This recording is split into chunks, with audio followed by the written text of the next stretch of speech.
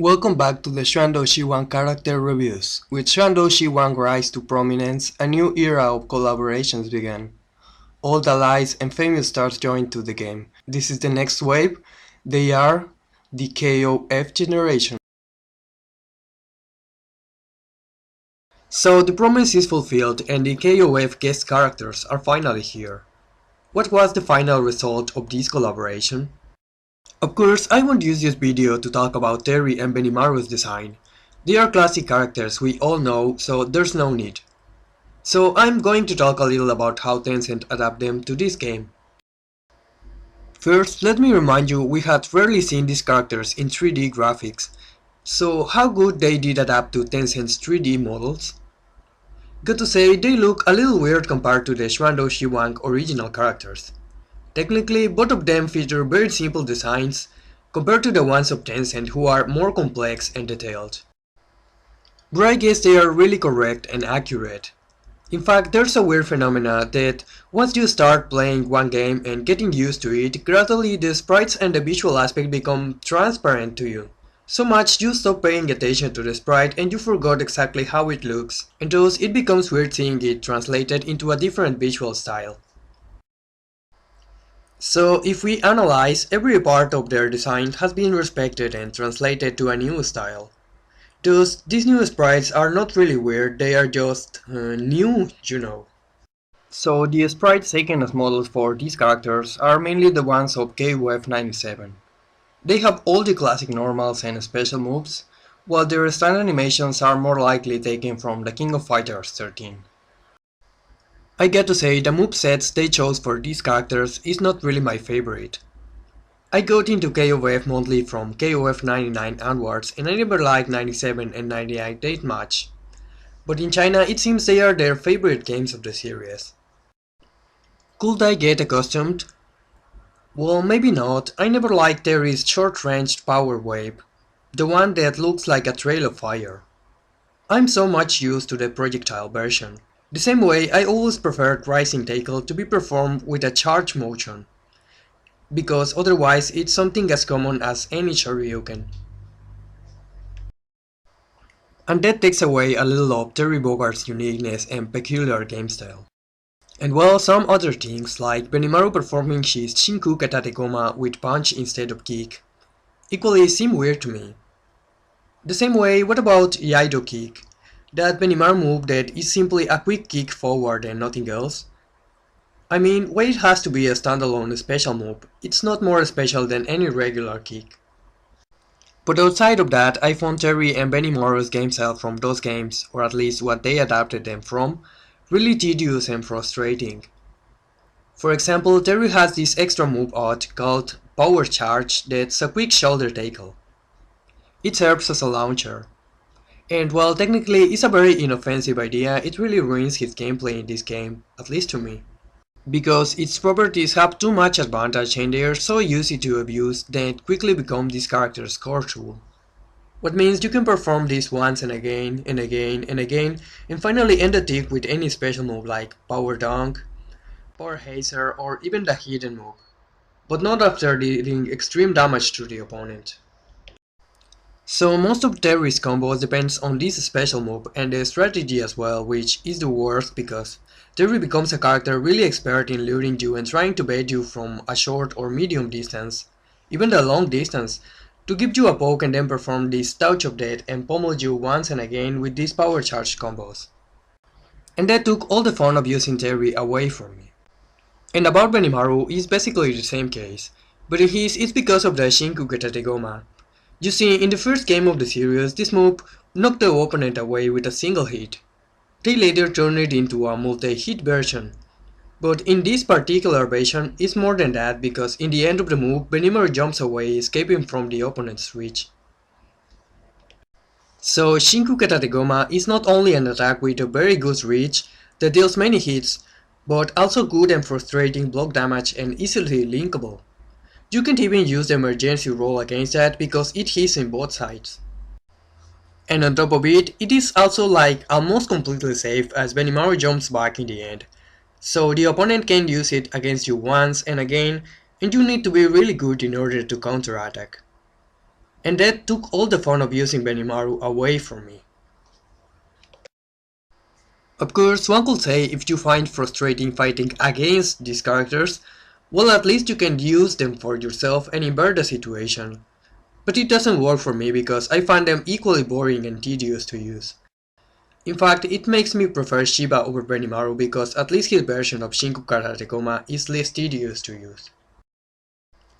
So if you like the 97 versions of these characters, this is for you, but in my case, I have reasons to think this is by far one of the worst versions they could have used.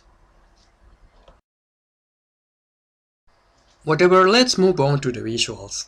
I gotta say they are pretty good as they adapted all their special moves, including Power Wave, Raijinken, Power Dunk, Benimaru Kolja, Burning Knuckle, and Super Inazuma Kick as good as they could have been, at least in the animation aspect. However, the special effect used itself can be a little different.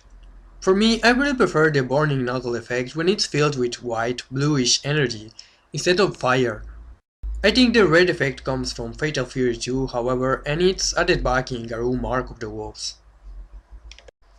Power Geyser equally uses the idea that Terry is creating fire, like in the original KOF games, colored orange instead of yellow.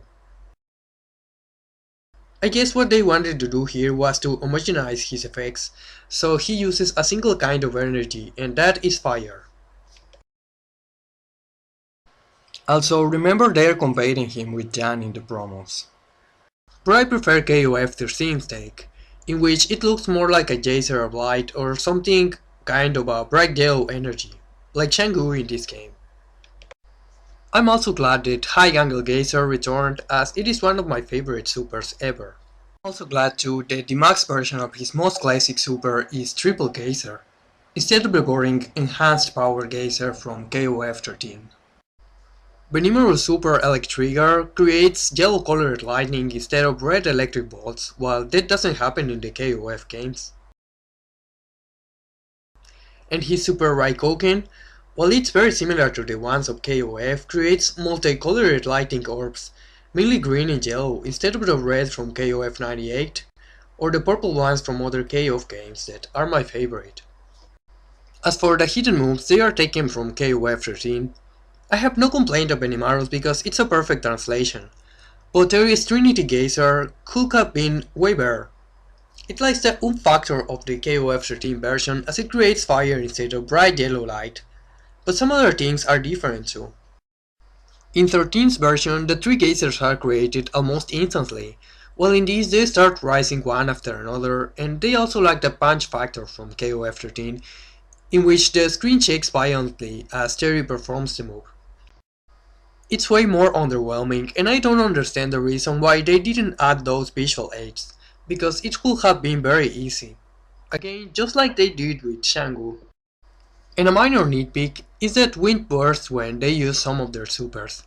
Tencent recycles that special effect very much, but in this case I find it really out of place. I mean, it's alright when it's done with a very quick and powerful move, like when the opponent runs or something. It's good used in Terry's powerful high-angle geyser, but also a hurricane bursts at Benimaru's feet as he performs Raikoken.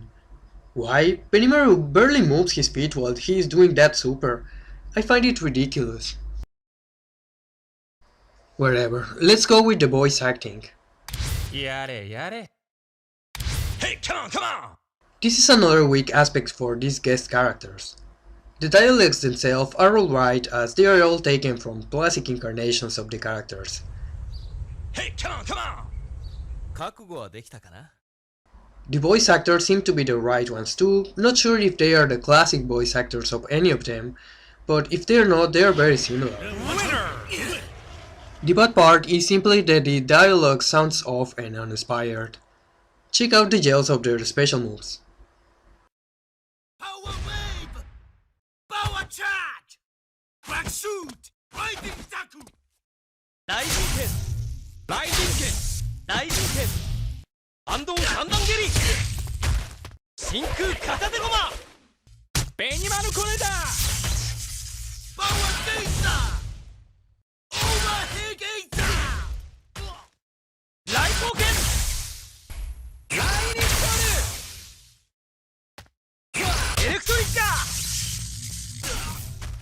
Also, sometimes the KOF 97 original sound clips are included as alternate yells, what makes it even weirder. Power wave! Power wave! Power wave! Banaku! Power dash! And in the opening and win quotes, they are even worse. 始めようか。Winner! Winner! Okay! The actors can be good, but they really didn't make an effort on recording their dialogues for this game.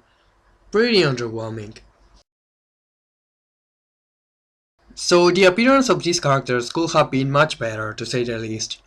But I know most of my complaints are simply matters of personal taste. Right now, I'm more interested in seeing if they could add alternate versions of these characters. Both Benimaru and Terry have a couple alternate costumes to pick from, like Benimaru's black leather and leopard suit in KOF 2003 and 11, as well as Terry's Garou costume. They could be accompanied by different stands, as both have different poses, as well as probably exclusive supers like Buster Wolf or Genei Hurricane. In fact, EX versions could be a good idea. I'd love to have back that version of Hando Sandangiri that's performed after Laido kick. As for Terry, the projectile version of Power Wave, charge version of Rising Tackle, and probably the 3 parts version of Power Charge. There's much to pick from, for example that air version of Raijinken that makes the opponent bounce while Benimaru falls all the way down without halting in midair, or a breakable version of Power Tackle. Recovering some weird special moves like Benimaru's Raimeito Lightning Whip in KOF 11, or Terry's ton of weird strikes from KOF 98, 99, or 2002 Ultimate Match.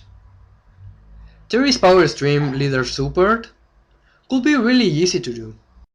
There are endless possibilities, but I just wonder if Tencent is allowed to do that, and if they would like to. And so far, this is my impressions, opinions, and wishes for these characters. And regardless of what I have said, I'd like to see more characters from KOF jumping to this game. Yuri Jiganami is supposed to come next, so I hope he can make it to the game and we will talk about him later. But if also Kyo, Mai and Ryo join, this will be the perfect KOF and SNK representation to me. See you next time for another Xuan Xuan character review, and thanks for watching.